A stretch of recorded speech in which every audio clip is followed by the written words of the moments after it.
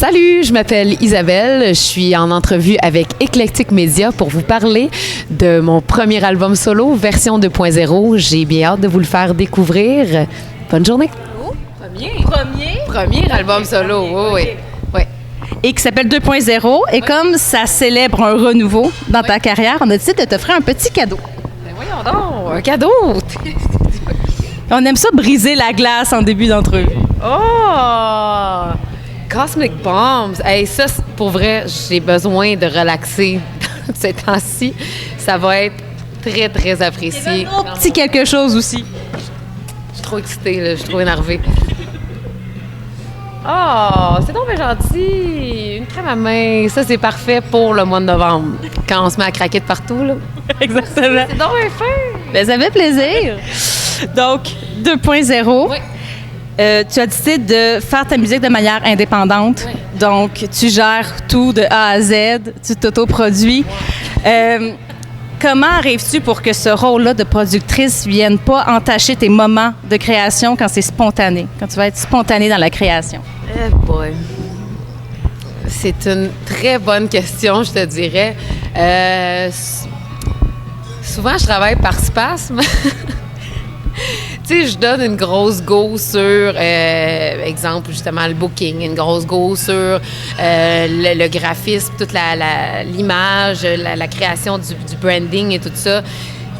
Puis, je suis un peu une workaholic, veux pas, fait que ça y va vraiment, là, je fonce, je finis un dossier, j'en commence un autre. Fait que c'est un peu ce qui s'est passé avec la création d'albums aussi. Ça s'est passé par période. Tu sais, il y a eu une période où, là, j'ai fait 3 tours en une semaine. Puis après ça, un autre shot de 3 tunes. Puis c'est un peu intense de même. Fait que c'est comme... Je me plonge à fond dedans. Quand je suis rendue à faire quelque chose, j'y vais à fond. Mais je t'avouerais que ça fait quoi? Ça fait 2 ans que j'ai commencé à planifier l'avenue de ce projet-là. Et puis, il a fallu que j'apprenne beaucoup, beaucoup de trucs parce que même si ça fait longtemps que je fais de la musique, ça fait 16 ans que je gagne ma vie de ça. L'aspect chanson originale, composition originale, il y avait beaucoup de trucs que j'avais jamais vraiment touché puis qu'il a fallu que j'apprenne sur le tas, que j'aille suivre des formations puis tout ça pour me mettre au courant. Oui, j'ai tout fait par moi-même, mais j'ai quand même engagé des gens pour m'aider là-dedans. Je peux pas tout faire toute seule. Puis encore aujourd'hui, il y a beaucoup de trucs que je fais encore toute seule. Je te dirais peut-être un 75% de la job, mais je commence à avoir hâte là, d'avoir une plus grosse équipe. Je commence à être quand même bien, comment on dirait ça en bon québécois, bien grillée. Je commence à être bien grillée d'une méchante belle équipe, des gens qui se sont greffés au projet. Puis sérieusement, je suis tellement chanceuse puis tellement reconnaissante de ces gens-là qui se sont greffés au projet parce qu'ils ont vraiment aidé à amener ça à un autre niveau. Mais je te dirais que c'est pas toujours facile, là. Je te dirais que dans les 3 derniers mois, j'ai pas vraiment eu de journée de congé. Fait que je m'en suis pris une la semaine dernière, après que le lancement soit passé. Et puis, pour la prochaine, j'ai ma bombe de bain pour pouvoir relaxer.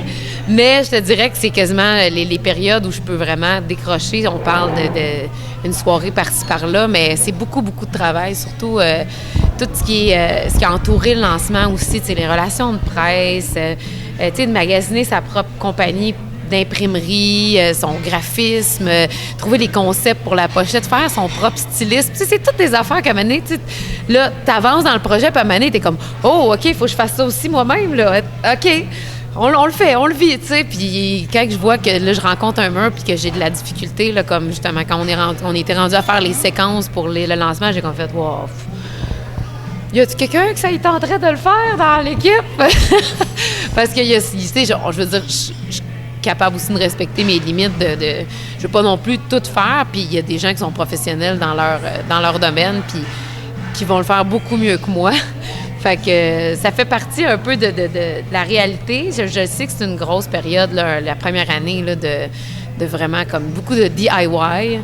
Mais j'ose espérer là, que dans la prochaine année, il y a beaucoup que l'équipe va grossir puis que je vais pouvoir tranquillement, pas vite, me concentrer de plus en plus à 100% à ma job de chanteuse. Quand une idée pop que tu peux te concentrer sur cette... Oui, tu sais, auteur, compositeur, interprète, de faire le spectacle.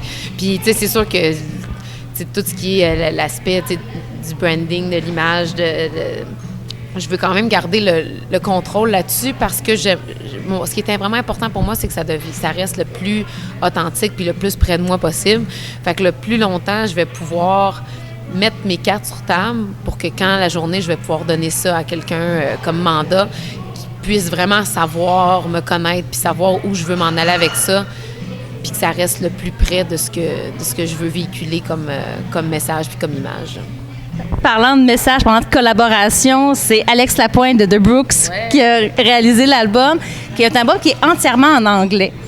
Ce choix-là, est-ce que c'était pour être plus te rapprocher de ton public cible et du style musical qu'il y a dans cet album-là, ou c'est juste que tu préfères chanter en anglais, simplement? Ça fait 16 ans que je chante en anglais.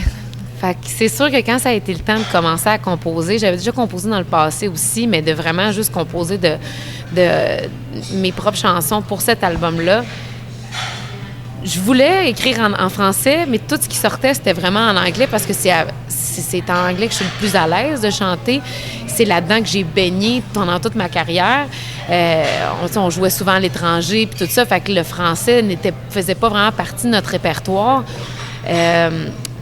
J'avais vraiment dans l'intention d'avoir les versions en français sur cet album-là, de chaque chanson. Donc, au lieu d'avoir 6 chansons, il y en aurait eu 12.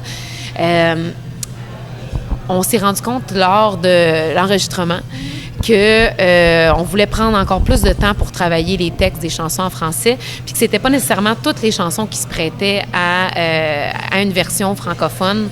Donc, on a mis un peu ce projet-là sur la glace temporairement. On a dit, on va finir l'album, on va sortir les 6 chansons qui sont en version originale en anglais. Et puis, cet hiver, on va travailler sur peut-être 2 ou 3 extraits de l'album avec des versions francophones. Et puis, après ça, les sortir là, quand ils vont être prêts, probablement au printemps ou à la fin de l'hiver là, cette année. Au moins, on peut s'attendre à un extrait en français. C'est vraiment important pour moi de le faire parce que depuis que je suis revenue au Québec, ça fait 4 ans, j'ai comme renoué avec la culture d'ici. Tu sais, pendant presque toute ma jeunesse, j'écoutais beaucoup de musique en anglais, puis je m'intéressais vraiment pas beaucoup à la culture québécoise. Et puis le fait d'avoir habité à l'étranger pendant 3 ans, on dirait que ça m'a fait manquer... ça me manquait beaucoup la culture de chez nous. Puis quand je suis revenue, j'ai eu le goût de découvrir qu'est-ce qui se faisait ici. Puis encore plus avec le fait que je voulais participer à la culture québécoise, donc je voulais savoir qu'est-ce qui se passe? C'est qui fait partie de la culture québécoise? C'est qui les artistes intéressants? Donc, dans les 2 dernières années, j'ai vraiment pris le temps d'aller voir des lancements d'artistes émergents, écouter qu'est-ce qu'ils font. J'ai eu des gros coups de cœur pour plusieurs artistes d'ici. Comme qui? Comme qui? Bien, comme Dominique Fils-Aimé, Anora, The Brooks, justement, que je connaissais pas il y a quelques années. Mélissa Ouimet, Simon Morin qui vient de sortir son premier album, lui aussi. Il y en a tellement, pour vrai, ça m'échappe un peu. Liliane de Francesco, Laurence Nerbonne. Vraiment, je me suis rendu compte qu'il y a de la bonne pop au Québec, puis que je connaissais pas du tout. Fait que c'est important pour moi de m'exprimer en français, surtout avec les textes engagés que j'ai, pour être capable de connecter le plus possible avec le public ici.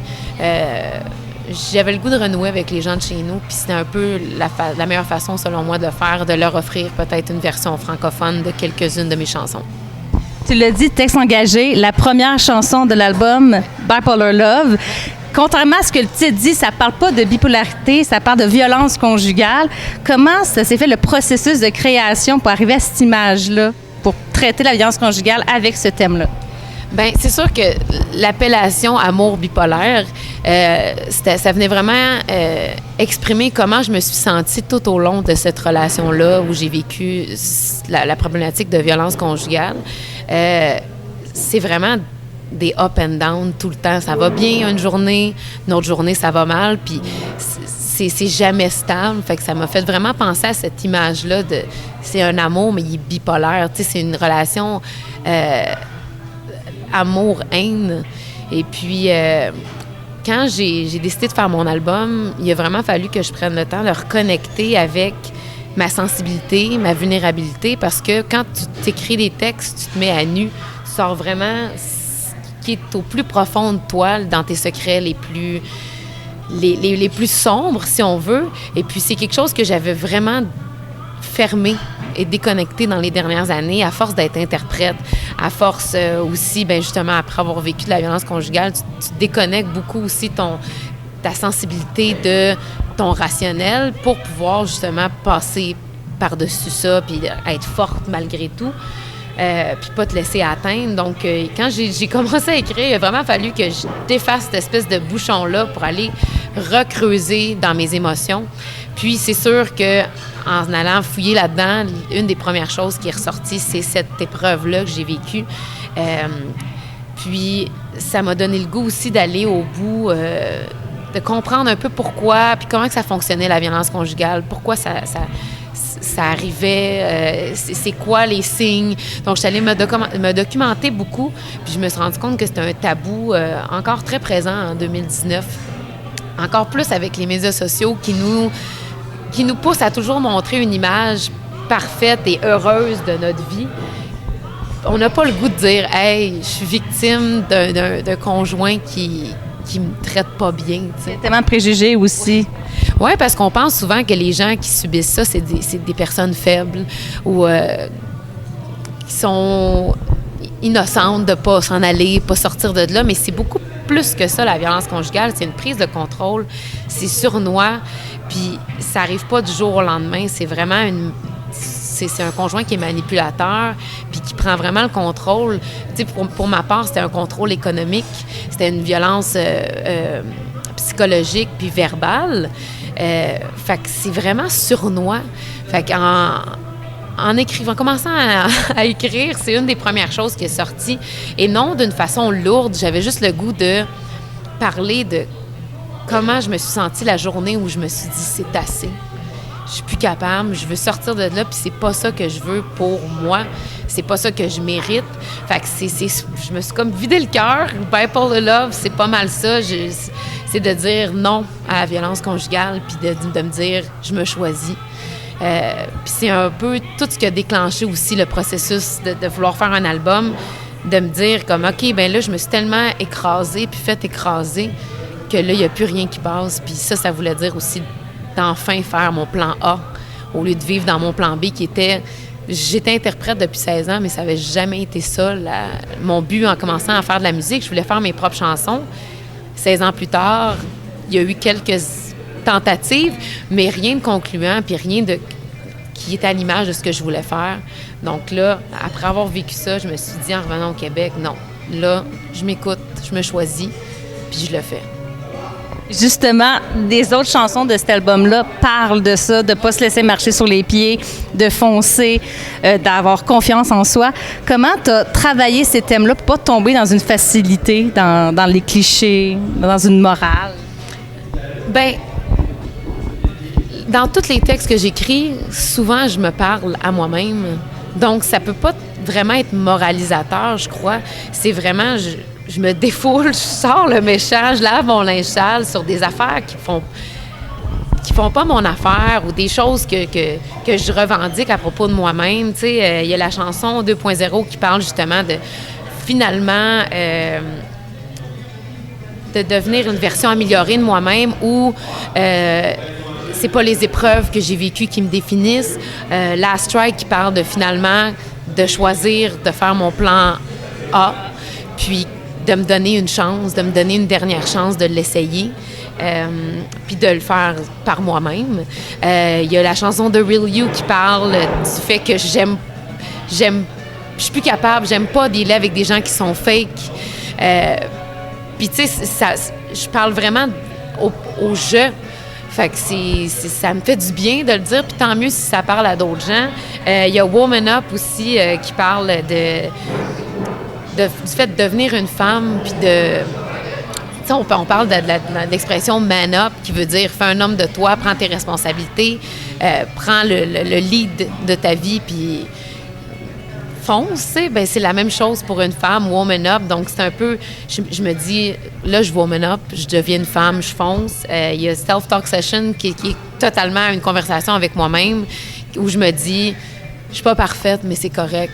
Puis ceux-là qui n'aiment pas ça, ben tant pis. Donc, ça me fait du bien de les chanter, puis tant mieux si ça parle à d'autres gens qui se sentent comme ça aussi. Puis le choix d'utiliser une musique groovy, pop, est-ce que c'était pour renforcer la portée de ces thèmes-là, justement? Pas en tout, c'est parce que je tripe là-dessus. Je tripe là-dessus. Ben, je suis vraiment une chanteuse de pop. J'ai toujours trippé sur le pop. J'ai grandi avec le pop. Écoute, j'ai grandi avec les Spice Girls, Backstreet Boys, NSYNC, Hanson Brothers. Fait que c'est sûr que pour moi, il n'y avait pas d'autres choix, que je voulais faire de la pop et puis je voulais que ça groove. Donc, ça a été vraiment mes 2 critères. Je me suis dit, je veux que mon album soit à mon image. Puis, il fallait vraiment que ça soit de la pop qui bouge puis qui groove. Donc, c'est pas mal les 3 critères que j'avais en tête. Et puis, de travailler avec Alexandre Lapointe de The Brooks, ça a vraiment encore plus renforcé cet univers musical-là. Puis, je suis tellement contente puis fière d'avoir eu la chance de travailler avec lui puis avec l'équipe qui a mis sur l'album aussi. On parle de Dan Toin au clavier, Maxime Bellavance à la batterie, Pierre-Luc Rioux à la guitare. Il y a eu Gauthier Marinoff qui a fait la prise de son. Donc, tout... Qui est partout. Qui est partout. C'est une équipe de course, là, tu sais, du monde qui tu sais, je veux dire, Pierre-Luc Rioux qui a joué sur des chansons de Lady Gaga, de David Guetta, de Sia. Pour vrai, j'ai été vraiment gâtée. Je me serais jamais attendue à ça pour mon premier album. Surtout, tu sais, je sors de nulle part. Ça fait longtemps que je suis là, que je suis dans la scène plus underground, mais d'arriver avec mes propres chansons, puis j'ai pas fait de la voix, j'ai pas fait de Star Academy, je m'excuse de vous décevoir, mais puis j'ai pas l'intention de le faire non plus pour l'instant. Pourquoi? Pourquoi? Parce que plus jeune, probablement que je l'aurais faite, mais aujourd'hui, avec 16 ans de métier en arrière de la cravate, c'est un peu la même raison pour laquelle j'ai décidé de le faire de façon indépendante, sans compagnie 10, pour commencer. Parce que je voulais vraiment pas faire de compromis par rapport à mon message, mon son, mon image. Et puis, je voulais vraiment contrôler cette partie-là pour être le plus près de moi, de ma version 2.0, le plus près du public possible, de ne pas avoir de filtre, de ne pas avoir d'intermédiaire. Fait que c'est un peu la même raison pourquoi j'ai décidé de ne pas faire la voix. J'avais été faire les auditions il y a quelques années. J'avais été retenue. J'ai téléphoné. C'est aussi bad que ça. J'ai téléphoné 3 jours avant les auditions à l'aveugle pour dire « Je le file pas. Je le file pas. Je sais que c'est une belle expérience, puis j'aurais le goût de le faire juste pour l'expérience. Mais en ce moment, j'ai l'impression que ma quête est ailleurs. Puis ma quête, c'était de me trouver mon son, trouver ce que je voulais dire. Puis je suis contente de ne pas avoir tombé dans l'espèce de facilité de le faire parce que c'est ah ouais, ça se présente à moi en ce moment, pourquoi pas? Non, à un moment donné, il faut que tu t'arrêtes de faire des pourquoi pas, puis d'attendre après les opportunités, puis de les créer tes propres opportunités. Puis je pense que je t'ai rendue là. Justement, après 16 ans, à interpréter les succès des autres aussi beaucoup, comment tu as fait pour trouver ta voix à toi, celle qui convenait pour l'album, et non ta voix d'interprète que tu utilisais pendant les tournées? Bien, je te dirais que depuis que je suis revenue, bien même depuis les 5 dernières années, j'ai commencé à refaire des spectacles en solo parce que pendant 10 ans, j'avais juste fait, j'étais dans un groupe de filles, il y avait un girl band, et puis là, le fait de retomber solo puis de se mettre à faire des plus petites salles aussi en solo, faire du duo acoustique puis tout ça, ça m'a vraiment permis de reconnecter avec c'était quoi ma vraie voix, c'était quoi mon son à moi. Au lieu de chanter les chansons des autres, le fait de les chanter, mais en version acoustique, ça faisait vraiment plus épuré. Puis j'ai pu beaucoup explorer dans les 5 dernières années à retrouver vraiment à reconnecter avec mon instrument tel qu'il est. Puis ça a été vraiment une bonne chose, dans le fond, pour l'album, parce que ça n'a pas été un travail que j'ai dû faire pour l'album. Il s'est fait naturellement dans les 5 dernières années en faisant justement des restos-bars un peu partout à travers la province, des événements corporatifs et tout ça en solo. Le fait d'être en solo aussi, ça a fait que j'ai pu reconnecter aussi avec qui j'étais comme artiste, comme performer, mais individuellement et non dans le sein d'un groupe. Donc, ça fait du bien, ça. Ça a comme mis la table pour se rendre à ça. Mais justement, pour toi, en 2019, ça veut dire quoi être une artiste de la chanson? Ça veut dire quoi être une artiste de la chanson? Pour moi, ça veut dire être une entrepreneur artistique, une entrepreneur culturelle.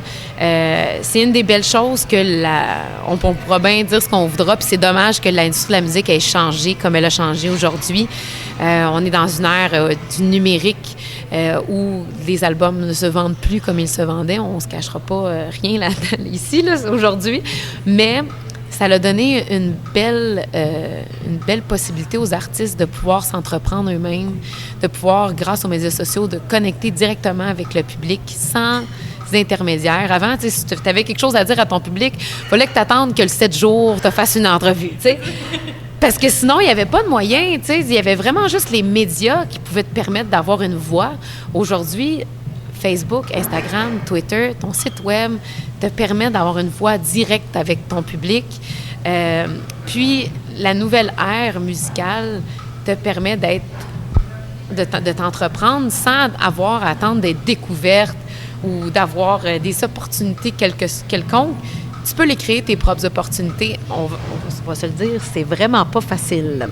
Ça, il n'y a rien de facile dans la vie, mais ça vaut la peine. Ça vaut la peine. Puis, de pouvoir justement avoir cette possibilité-là, je trouve que c'est magique. Puis il y a encore beaucoup de gens qui le font de l'ancienne façon, puis c'est bien correct. C'est pas tous les artistes qui ont la fibre entrepreneur, mais pour moi, ça a été le plus beau cadeau que j'ai pu avoir, de pouvoir justement m'entreprendre moi-même, parce que j'ai tout le temps été à travailleur autonome, j'ai tout le temps travaillé à mon compte, j'ai fait du booking, j'ai été directrice de tournée.